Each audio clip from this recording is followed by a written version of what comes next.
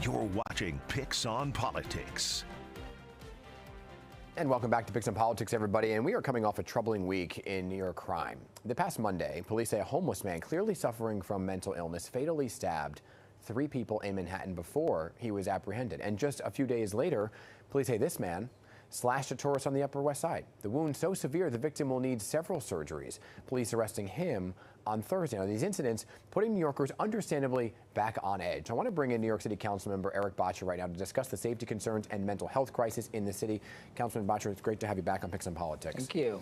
So obviously this is a clear mental health issue and crisis we're seeing on the streets of New York City. Many New Yorkers saw the reports of this attack and thought, well, you know what, that could have been me. These people were just going to work. One man was just fishing. So how do you acknowledge the fear, right, that's out there right now while ensuring safety?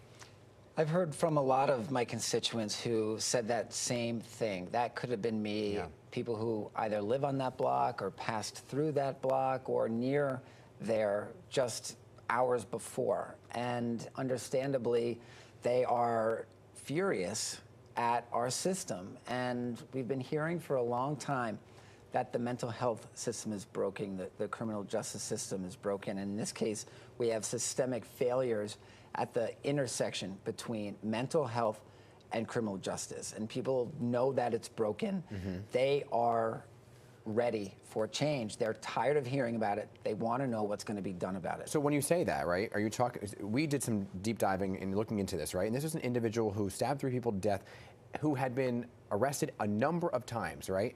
And was still allowed to be back on the street and roam free. Is that what you're talking about when you say a broken system? Why was he on the street to begin with? Yes, I wrote a couple days ago with my council colleague Keith Powers to the Commissioner of the Department of Corrections, the Commissioner of the Department of Homeless Services, and the Mayor with a series of unanswered questions. What kind of mental health care did this person receive while at Rikers Island? What was the nature of the conversation when he was released? Was the Department of Health and Human Services, the Department of Homeless Services, the Department of Correction, were they talking to each other about the state of this individual during his release?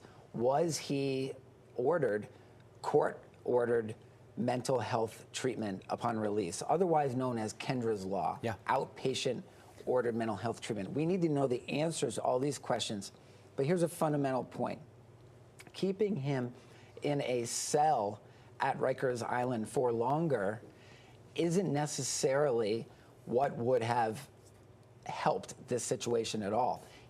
Someone suffering from severe mental illness needs to be in a special arrangement with intensive mental health services. So here's the thing, Councilman. Why are we at this point again, having this conversation that feels like a conversation we've had every time there's an egregious crime? So here we are, an egregious crime is committed, and we are back once again talking about the broken system, back to how does it become a reality? Well, big issue here is Rikers Island. What's happening there? The fact that about half of the people in Rikers Island are suffering from mental health issues, yet they are in general population cells with little or no mental health services, bare bones mental health services. Rikers Island is the #1 provider of psychiatric services in the city of New York. What does that say about our mental health system? I called for a federal takeover of Rikers Island. With this new leadership coming into Washington, I'm not so sure that that's a good idea anymore, but the city is clearly failing at this.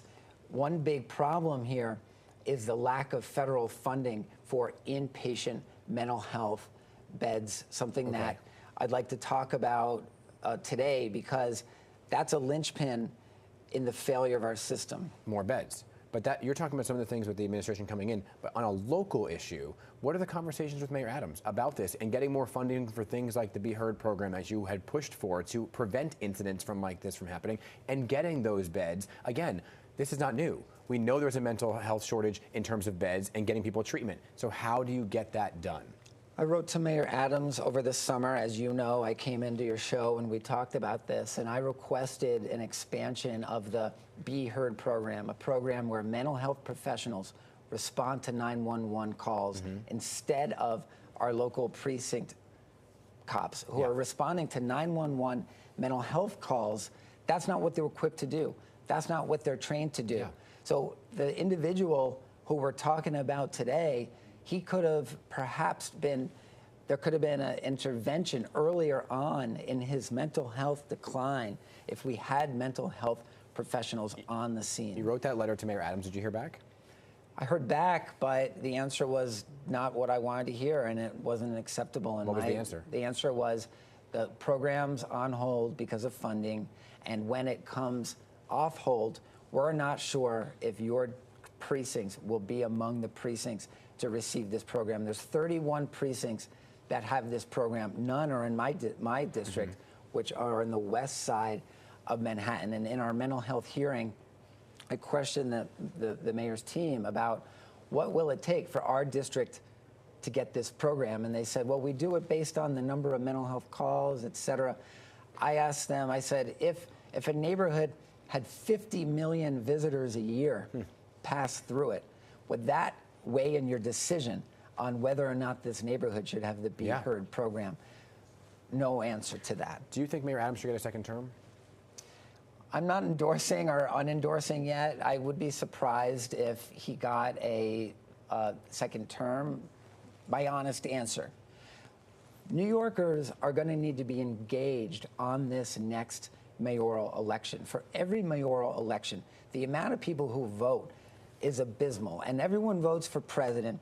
And then when the mayor comes along, a fraction of the people, and we need to make mental health an issue in this race. I'm tight on time here, but you can only do so much as a councilman.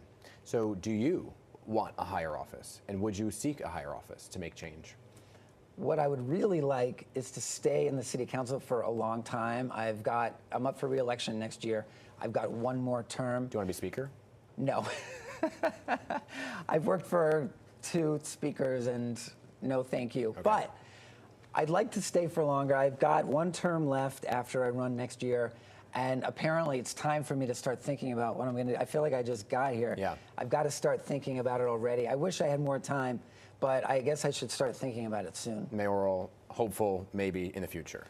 That's another one of the worst jobs and most difficult jobs on the planet.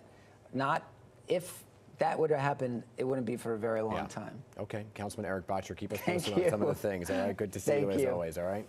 And next up, everybody, our picks panel, all about congestion pricing. So we have our team of reporters, Henry Rossoff and Greg Mocker, joining me to discuss what happens now that the plan has board approval, but also faces legal action. They are knee-deep in conversation. Picks on Politics back in just 2 minutes.